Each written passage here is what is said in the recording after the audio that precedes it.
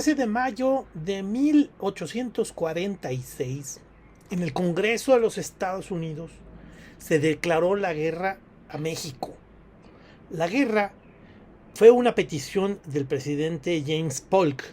Estaba utilizando como causa un enfrentamiento entre un grupo del ejército estadounidense y un grupo de ejército mexicano en el cual había habido muertos. Dirigido por Zachary Taylor, se estableció en el actual estado de Tamaulipas. Antes se llamaba esa zona Nuevo Santander. Había traspasado la frontera establecida con Texas. Texas tan pronto se independizó. Texas se había independizado en 1836.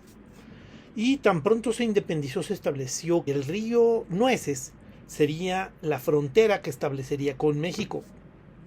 Zachary Taylor terminó pasando su ejército, estableciendo una fortaleza temporal en territorio mexicano, y el ejército mexicano acudió a expulsarlo. Hubo un intercambio de balazos y se acusa por parte de los Estados Unidos de haber habido muertos. El presidente Polk decía: sangre estadounidense fue vertida sobre tierra estadounidense. Ese hecho es totalmente falso. Ese territorio era de México, el ejército estadounidense había invadido territorio y había provocado el enfrentamiento entre ambos bandos.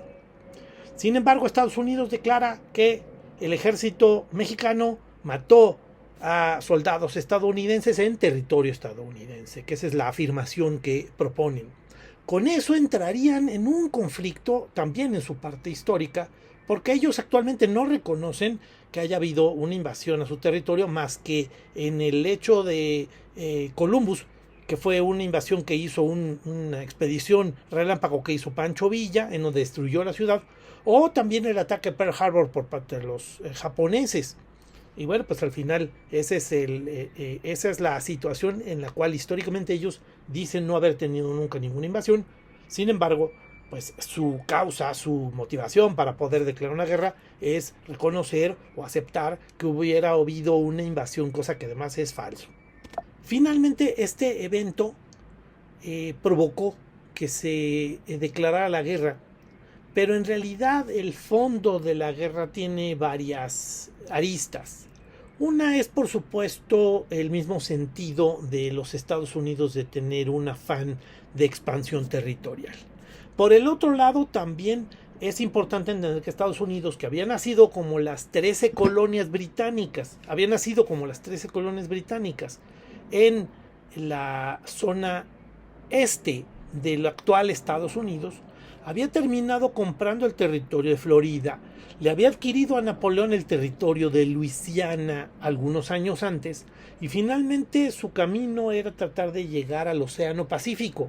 Ese camino pues precisamente implicaba ya la guerra con México, una guerra que había empezado con la independencia de Texas, luego con la anexión de Texas a los Estados Unidos, en un verdadero periodo muy breve.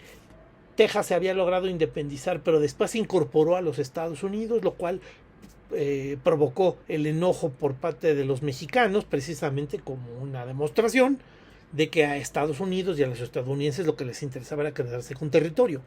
Finalmente, ese era el motivo de la guerra. Esa guerra empezaría en 1846 y terminaría en el 48 con los tratados de Guadalupe Hidalgo, que le quitarían más de 2 millones de kilómetros cuadrados, se le quitarían al territorio mexicano en una guerra extraordinariamente injusta, sin provocación verdadera, sin legitimidad, pero que responde a un afán imperialista de expansión y un afán de dominio territorial. Esto es Historiadores, aprendamos de la historia.